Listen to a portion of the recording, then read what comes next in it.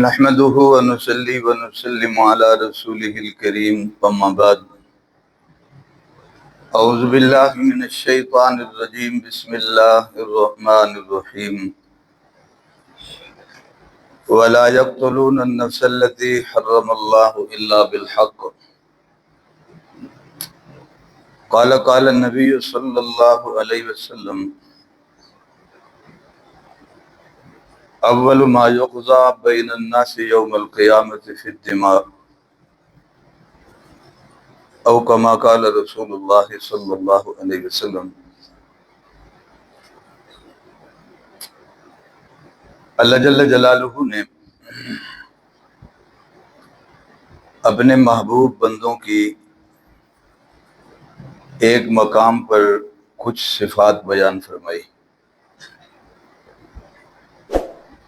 جس کا مقصد ایک آئیڈیل شکل سامنے رکھنا ہے کہ ہر صاحب ایمان کے دل میں یہ تمنا ہونی چاہیے کہ اللہ مجھے ایسا بنا دے کہ میں ان صفات سے متصف ہو جاؤں، میں ان اعمال کو اپنانے والا اور انہیں چھوڑنے والا جو اللہ جل جلالہ کو چھوڑنا پسند ہے، میں ایسے اعمال والا اور ایسے کردار والا بن جاؤں۔ جو اللہ کو پسند ہیں انہیں اپنانے والا بنوں، جو اللہ کو پسند نہیں ہے انہیں چھوڑنے والا بنوں۔ ان صفات میں ایک صفت ہے جس کا آج کی مجلس میں نے آیت مبارکہ تلاوت کی ہے۔ آیت کا ایک حصہ ہے، ارشاد باری تعالیٰ ہے وَلَا يَقْتُلُونَ النَّفْسَ الَّتِي حَرَّمَ اللَّهُ إِلَّا بِالْحَقِّ۔ وہ جو رحمان کے بندے ہیں وہ کسی کو ناحق قتل نہیں کرتے۔ ناحق کی بات اس لیے کی ہے کہ دین اسلام میں کچھ قتل ایسے بھی ہیں جو حق ہیں، جن کی اجازت ہے بلکہ جن کی تعلیم ہے، اس لیے اس کا استثناء کر دیا ہے، جس کا مطلب یہ نکلتا ہے کہ وہ قتل ناحق کرنے والا نہیں ہوتا۔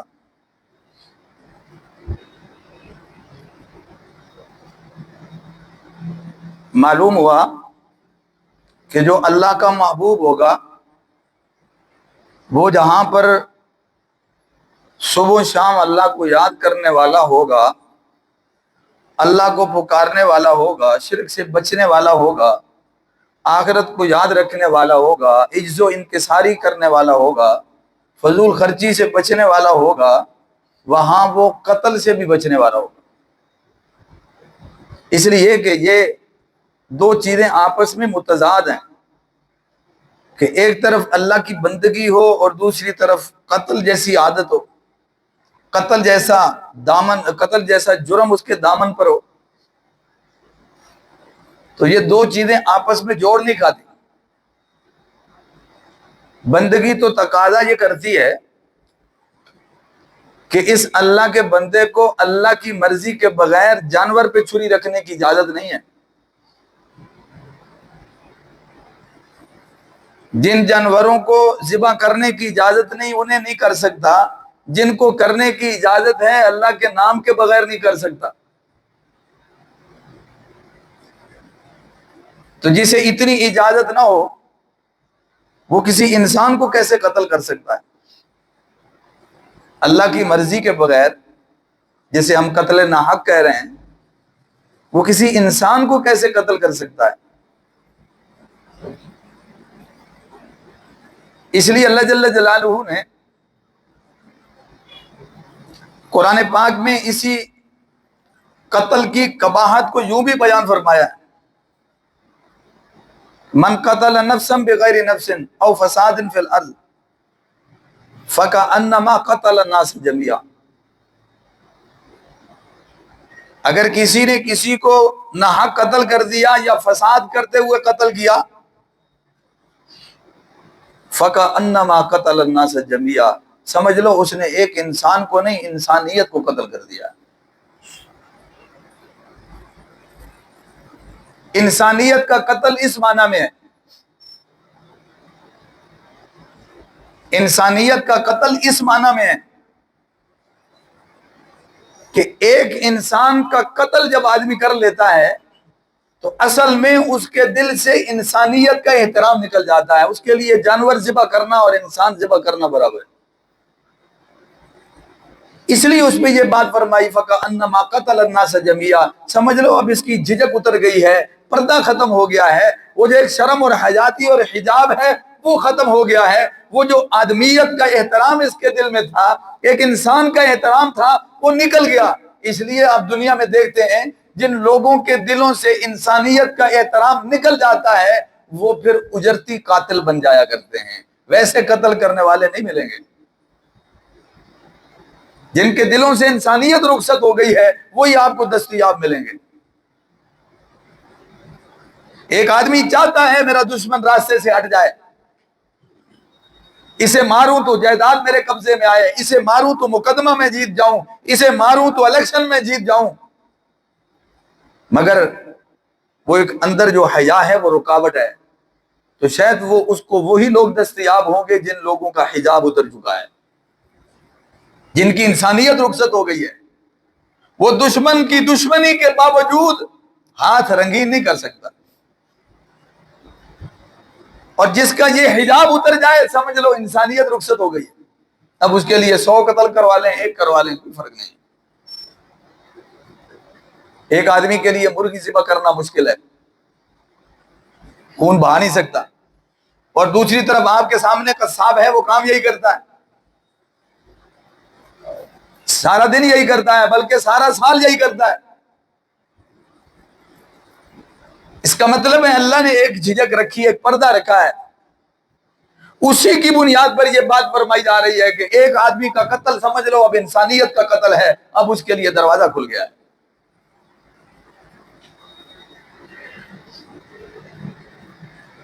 اور ایک حدیث میں آتا ہے رسول عربی صلی اللہ علیہ وسلم نے فرمایا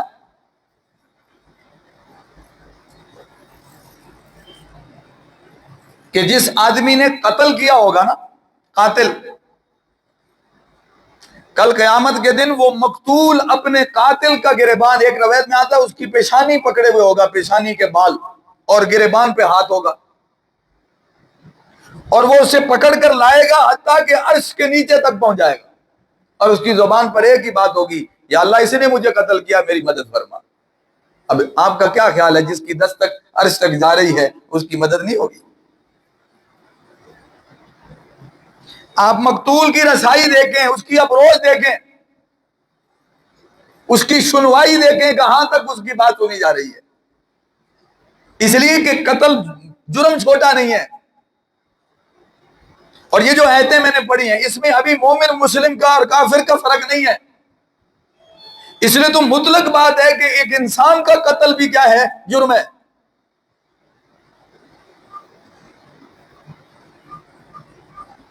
من قتل نفسا بغیر نفس او فساد فی الارض فکأنما قتل الناس جميعا.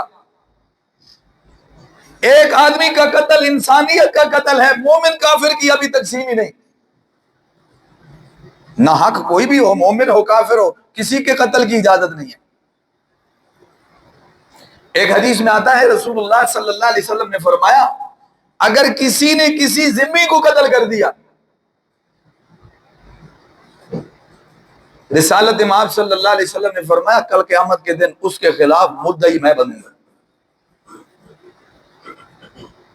اب جس کے خلاف دعویٰ اللہ کے حبیب کر دیں، آپ کا کیا خیال ہے، اس کی بچت کی کوئی رائے؟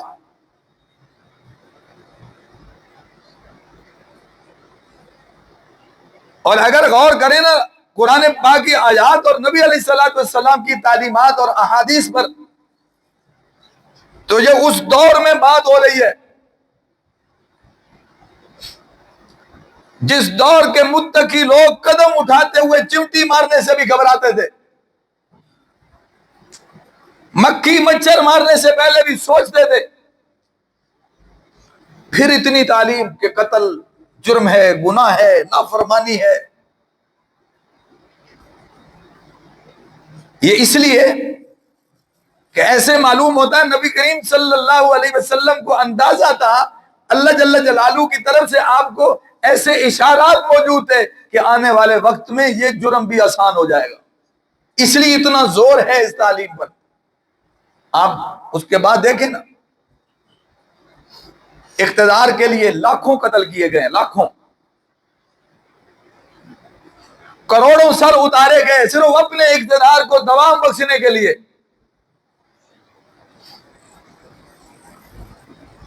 دنیا میں مذہبی دہشت گردی کو بے شک بدنام کیا جا رہا ہے، وہ بھی اپنی جگہ پر جرم ہے، لیکن سب سے زیادہ دنیا میں قتل جو ہوئے ہیں وہ اقتدار کی وجہ سے ہوئے۔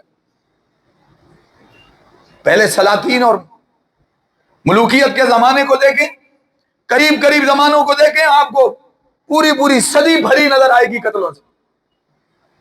سب سے زیادہ قتل جو ہیں وہ اقتدار کے لیے ہوئے، اور بڑے بڑے پاک باز لوگوں نے کیے، نیک لوگ کہلانے والے، بھلے وہ بر صغیر کی تاریخ ہو، ایشیا کی تاریخ ہو، آپ کو مل جائیں گے۔ اس میں آپ کو اورنگزیب عالمگیر نظر آئے، ہارون رشید نظر آئے، التمش دکھائی دے، ساروں کی مثالیں آپ کو نظر آئیں گی۔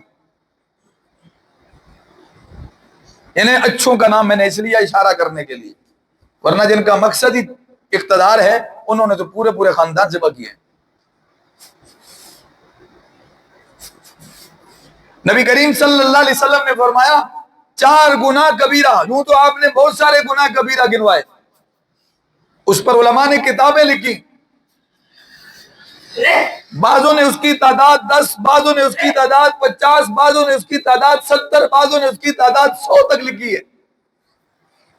وہ اس لیے کہ کسی نے 2 جرموں کو ایک جرم شمار کیا تو تعداد کم ہو جاتی، کسی نے اس کو الگ الگ نمبر دیا تو گنتی بڑھ جاتی ہے، ورنہ بات تو وہی ہے جو اللہ کے نبی فرما گئے۔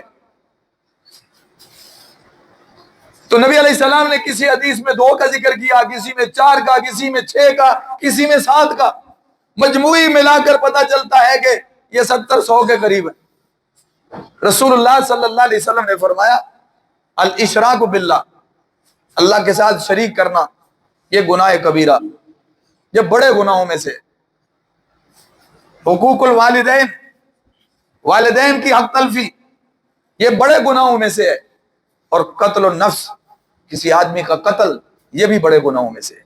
اور چوتھی بات نبی علیہ السلام نے فرمایا جھوٹی قسم اٹھانا۔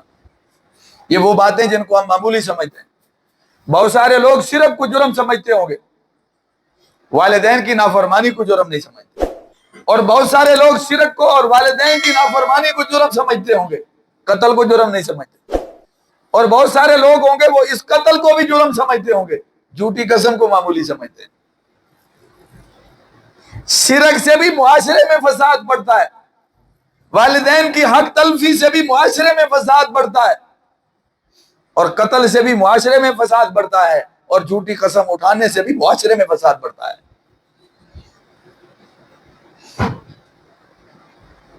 اور پھر قتل مومن کا ہو اور بڑا جرم ہے، تو کسی انسان کا ناحق قتل اس کی کوئی گنجائش نہیں۔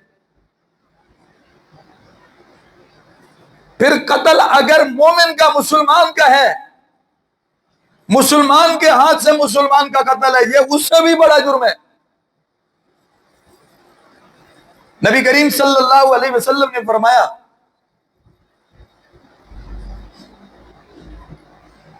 لزوال الدنیا اہون علی اللہ من قتل رجل مسلم، ایک روایت میں مومن کا لفظ بھی آتا ہے۔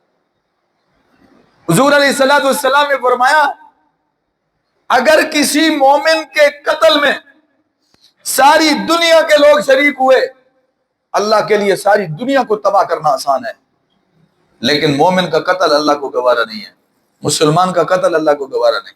اب دنیا کا دستور دیکھیں نا، تو ہم یہاں دیکھتے ہیں کسی جرم میں زیادہ لوگ شریک ہو جائیں تو اس میں کیس کمزور ہو جاتا ہے۔ عام طور پر یہی ذہن ہوتا ہے کہ جس میں مجرم زیادہ ہو وہاں کیس کمزور ہو جاتا ہے، کسی قتل میں زیادہ لوگ شریک ہو کیس کمزور ہو جاتا ہے، رعایت کا پہلو ملتا ہے۔ رسول اللہ صلی اللہ علیہ وسلم نے فرمایا روئے زمین کے سارے لوگ بھی اگر کسی مسلمان کے قتل میں شریک ہوئے، اللہ سب کو گھسیٹ کے جہنم میں ڈال دے گا۔ اور ایک حدیث میں آتا ہے رسول اللہ صلی اللہ علیہ وسلم نے فرمایا اگر کسی نے کسی مومن کو قتل کیا، کل قیامت کے دن وہ اللہ کے سامنے ایسے لایا جائے گا کہ اس کی پیشانی پہ لکھا ہوا ہوگا یہ اللہ کی رحمت سے محروم ہے۔ ایک آج وقتی فائدے اٹھانے کے لیے یہ کام آسان ہے، اس روڑے اور پتھر کو رستے سے ہٹا دو۔ چھوٹی چھوٹی خواہشوں کے لیے لوگ قتل کر رہے ہیں۔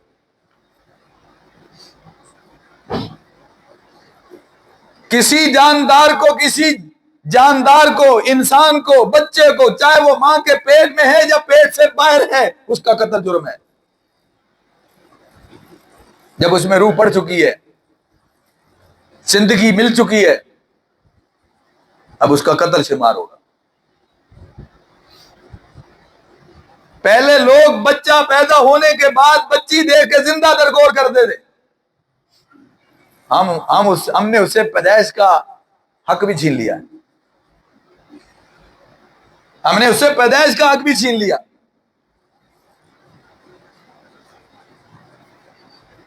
ایک حدیث میں آتا ہے رسول اللہ صلی اللہ علیہ وسلم نے فرمایا اول ما یقضی بین الناس یوم القیامہ، سب سے پہلے کل قیامت کے دن جو فیصلہ کیا جائے گا، نبی علیہ الصلوۃ والسلام نے فرمایا وہ خون ناحق کا ہوگا۔ اول ما یقضی بین الناس یوم القیامت فی الدماء۔ اب ایک حدیث آپ سنتے ہیں، نبی علیہ السلام نے فرمایا کل قیامت کے دن سب سے پہلے حساب نماز کا ہوگا۔ آتی ہے نا حدیث، اور یہ بھی حدیث ہے مشکوٰۃ شریف، اس میں اور اس میں ایک فرق علماء نے لکھا ہے۔ وہاں ہے اول ما یحاسب، سب سے پہلے حساب ہوگا، اور یہاں ہے اول ما یقضی، سب سے پہلے فیصلہ ہوگا۔ اس کا مطلب ہے حساب سب سے پہلے نماز کا ہوگا، اور کوئی فیصلہ سب سے پہلے اناؤنس جو ہوگا وہ خون کا ہوگا۔ حساب سب سے پہلے نماز کا، اور رزلٹ سب سے پہلے کیا ہوگا؟ خون کا۔ یہ اتنا اہمیت طلب ہے، نبی کریم صلی اللہ علیہ وسلم نے مکے میں کھڑے ہو کے آپ نے یہ بات ارشاد فرمائی کہ جیسے اللہ نے اس شہر کی حرمت بنائی ہے، اس مہینے کا احترام بنایا ہے، اس دن کا احترام، یوم عرفہ کا احترام بنایا ہے، اللہ نے اسی طرح تمہارے درمیان بھی احترام بنایا ہے۔ ایک کا خون دوسروں پر کیا ہے؟ حرام ہے، عزت حرام ہے، اس کا پاس کرنا ضروری ہے۔ عزت کو پامال کرنے کی گنجائش نہیں ہے، قتل کرنے کی، خون بہانے کی گنجائش نہیں ہے۔ تمہارے مال، تمہاری عزتیں، تمہاری جان، یہ اسی طرح حرمت اور عزت رکھتے ہیں جس طرح یہ شہر اور یہ مہینہ اور یہ دن رکھتے ہیں۔ رسول عربی صلی اللہ علیہ وسلم کی ایک مثال لے لیں، بات ختم کروں گا۔ ایک آدمی کا قتل، ایک مومن کا قتل کتنا بڑا جرم ہے۔ نبی کریم صلی اللہ علیہ وسلم عمرے کے ارادے سے تشریف لے گئے، آپ کے ساتھ صحابہ کرام کی جماعت ہے، حدیبیہ کے مقام پر رک گئے۔ مکے والوں نے یہ سمجھا کہ یہ لڑنے کے لیے آ رہے ہیں، مذاکرات ہوئے، بات رکھی گئی کہ ہمارا کوئی منشا نہیں، ہم تو غیر مسلح ہیں۔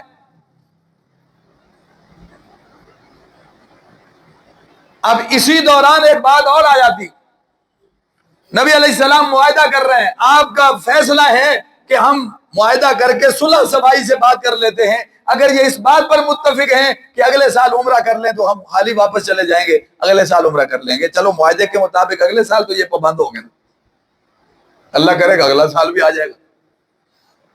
دانش مندی، افہام و تفہیم تو اسی کو کہتے ہیں۔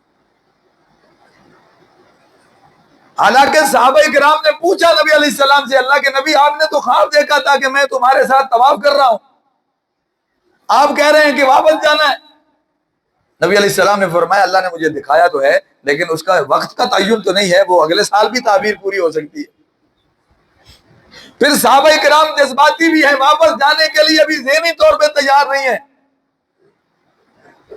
اس کے باوجود آپ تیار ہیں کہ معاہدہ ہو جائے، ہم اگلے سال عمرہ کر لیں گے۔ اسی دوران ایک افواہ آتی ہے کہ حضرت عثمان شہید ہو گئے، جن کو مذاکرات کے لیے بھیجا ہوا۔ اب تصور کریں ایک آدمی کی جان کتنی قیمتی ہے کہ وہ اللہ کے نبی جو اپنے عمرے کو مؤخر کر رہے ہیں، یہ سارا سفر، ساری مشقت، کوئی عرض نہیں، واپس چلے جائیں گے۔ صحابہ کرام کا پریشر، ان کی رائے، ان کے جذبات، ان کی بھی پرواہ نہیں، واپس جائیں گے۔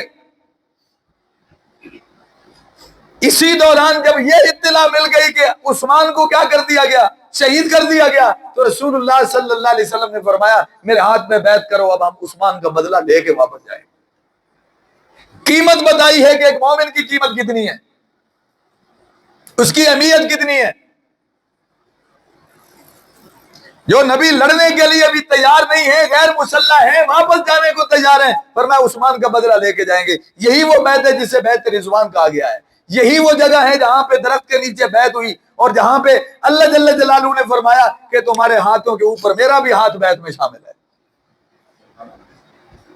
میری مدد و نصرت تمہارے ساتھ ہے۔ یہی وہ مقام ہے جہاں پہ کہا گیا رضی اللہ عنہم، اللہ ان سے راضی ہے، یہ اللہ سے راضی ہیں۔ لقد رضی اللہ عن المؤمنین اذ یبایعونک تحت الشجرہ، یہ درخت کے نیچے جو بیعت کرنے والے، اللہ ان سے راضی ہو گیا۔ اس سے معلوم ہوا ایک جان قیمتی ہے، پھر وہ مومن کی ہو تو اس سے بھی زیادہ کیا ہے، قیمتی ہے۔ آج چھوٹی چھوٹی باتوں پہ مسلمان کو مار رہا ہے، مسلمان کو قتل ناحق۔ کہاں یہ وقت تھا کہ اللہ کے نبی عثمان کا بدلہ لینے کے لیے بیعت کر رہے ہیں، کہاں وہ وقت بھی آیا کہ اسی عثمان کو گھر میں شہید کر دیا گیا۔ تاریخ پڑھیں آپ کو اندازہ ہوگا، خیر تو عثمان جیسا مظلوم کوئی نہیں، بڑے بڑے مظلوم گزرے ہیں اسلامی تاریخ میں، بڑے بڑے مظلوم ہیں، مگر عثمان غنی رضی اللہ تعالیٰ عنہ بھی منفرد مظلوم ہے۔ جس آدمی نے مسجد نبوی کو توسیع کرنے کے لیے جگہ لے کے دی، اسی کے لیے مسجد نبوی میں جانا بند کر دیا گیا۔ وہی عثمان غنی جنہوں نے کنواں لے کے دیا، نبی کریم صلی اللہ علیہ وسلم کے نام پہ سب کو اجازت دے دی، اسی پہ پانی بند کر دیا گیا۔ وہ اپنی بات پہ رہے کہ میں نبی علیہ الصلوۃ والسلام کے مدینے کو اور آپ کے شہر کو خون سے رنگین نہیں کروں گا، جان دے دوں گا مگر اسلحہ نہیں اٹھانے دوں گا، نہیں اجازت دی۔